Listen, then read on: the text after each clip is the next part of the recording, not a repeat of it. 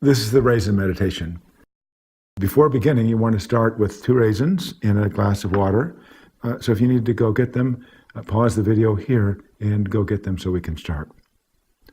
And we'll begin with a breath meditation, just to sort of get us in the mood for experiencing the raisins in this way.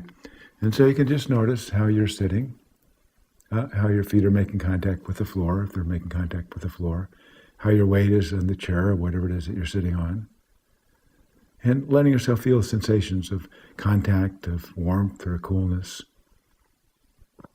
How your hands are resting on the counter or on your lap or wherever they are. And we'll spend a moment just paying attention to breath. And that'll mean for you, there's no right place to feel the breath. It's just wherever you're feeling it. It could be your belly, or it could be your chest, or it could be your nostrils. And so if you want to close your eyes for a moment, you could do that. And just finding the actual sensations of breathing.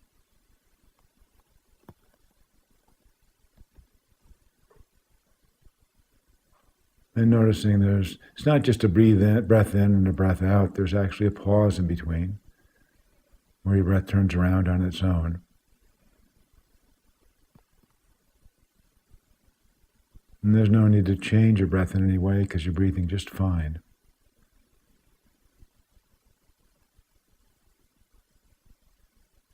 And we'll just do this for a few breaths.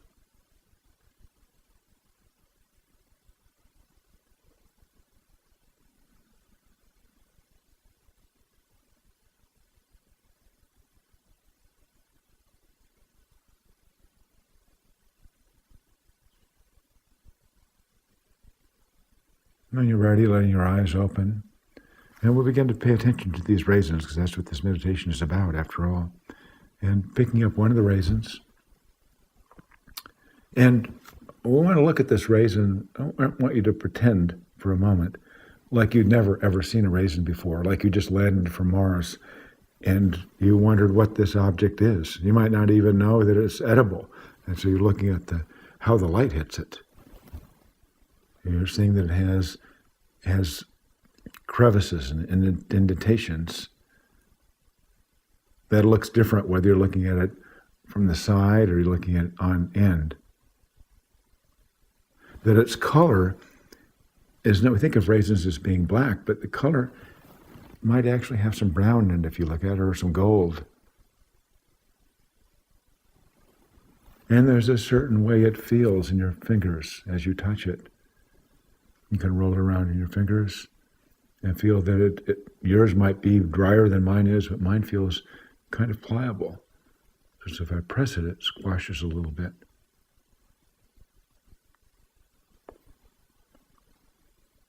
You can even see if you can smell anything.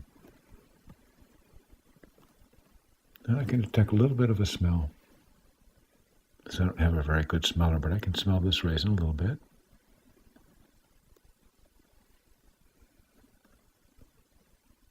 Now I'm going to suggest you try to do something sound kind of strange, which is see if you can hear your raisin. Now, it's not going to make much of a sound, so you're going to need to give it some help. So if you squeeze it a little bit and roll it around your fingers, applying a little pressure, you might be able to hear some crinkling or some popping as things readjust inside.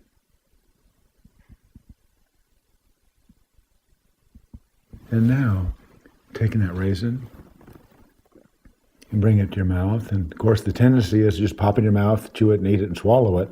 But we're going to make this a slower process. So as you bring it to your mouth, placing it on your lips, bring it in the mouth between your teeth. Don't break the skin just yet. And roll around in your mouth.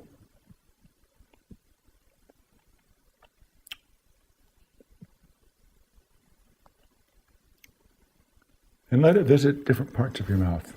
And you go to your palate, go to the front of the tongue, and the back of the tongue, over in your cheek. You'll be like a squirrel and put it over your cheek there. Bring it over the other side.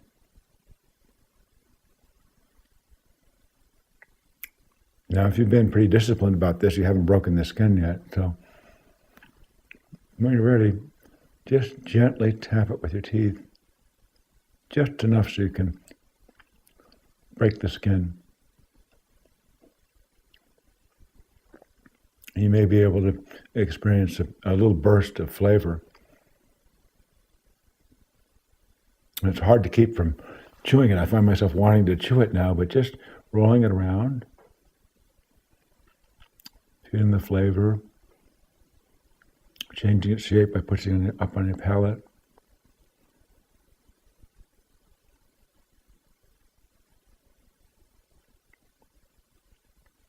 And when you're ready, well,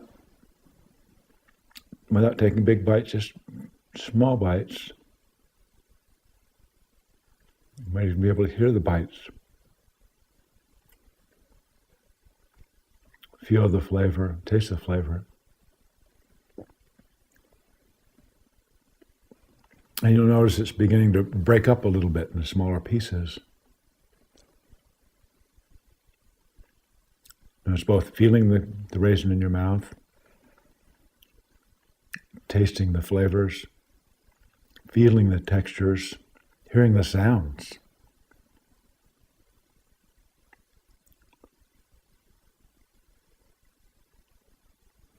And the pieces in your mouth get smaller and smaller. That is, if you're able not to already have swallowed it, which is possible.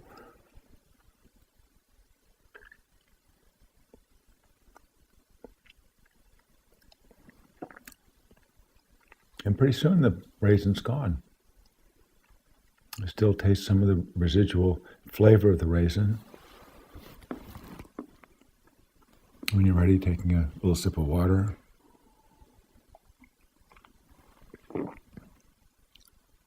Feeling the coolness of the water. You just swish around in your mouth and swallow that. Now we have a second raisin. And this raisin, of course, it's not the same raisin, it's a different raisin. You might look and see how it's different than the first raisin. This one, I noticed for me, it's a little bit smaller. It's actually a little browner than the other one was. And of course, the wrinkles on it are different. In this raisin, we're going to explore a little bit about where it came from. This raisin didn't always exist as a raisin. It used to be a grape. It was a grape in a vineyard somewhere. And that grape needed certain things in order for it to survive and to grow. It needed sun, it needed soil, it needed a place in which to grow, it needed water, whether from the sky and rain or from irrigation. And if you look really closely, I can just barely see this on this raisin, there's a little place where the stem was. This is the umbilical cord for the grape and for the raisin, place where all the nutrients came in. Nutrients from the soil and from the sun, from the water. And the soil itself, this raisin couldn't exist without the soil. In a way, the raisin is the sun, and it is the soil. In fact, the soil came probably from volcanic rock ages and ages ago before it was broken down.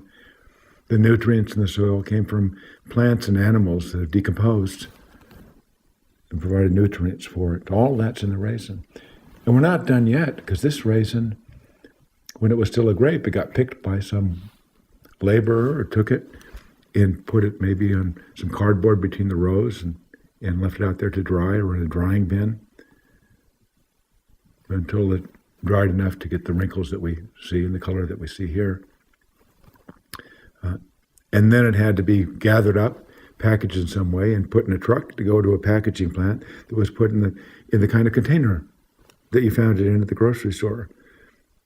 The trucker had to get it there, driving on miles and miles of road, which you couldn't do without gasoline, which came from the ground somewhere, some sort of petroleum product, and somebody built the truck. So it's everything. There's so much that went into getting this raisin to you here now, the grocery store, the clerk who you purchased it from when you got it off the shelf, and now here it is on your counter.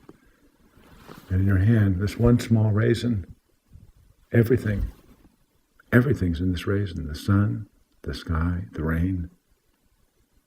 In a way, it's not separate from those. And that's really one of the lessons of mindfulness, is to discover that everything is connected. There isn't anything really that's totally separate from anything else. And now, if you want, actually to me it feels a little sacrilegious to do this, but if you want, you can eat this raisin. And maybe not as slowly as the first raisin, but give it some time. Really taste it. Hear it. Feel it.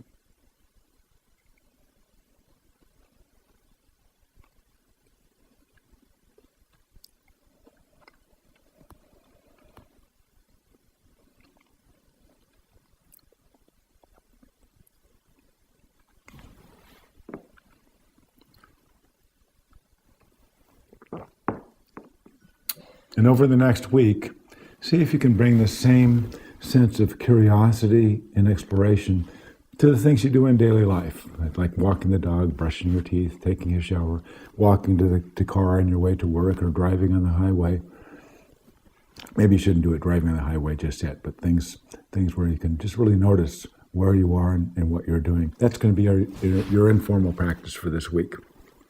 And for the 30-minute daily formal practice that you'll do, this will be a body scan. And you want to see if you can bring that kind of curiosity and attention to body sensation. And we'll guide you through that when you find the recorded session on the website. And for this week and beyond, whether it be with a body scan or a sitting meditation or a yoga, you want to be gentle with yourself with all of these practices. And even though you might remember from the Getting Started worksheet, you listed some things that you wanted to have happen, see if you can just let those go for a while and not have expectations of how your experience is supposed to be. Some people think that it ought to be peaceful, or it ought to be pleasant, or there ought to be some sort of wonderful peak experience, but just let your experience be your experience. And that's what we'll do with all of these experiences.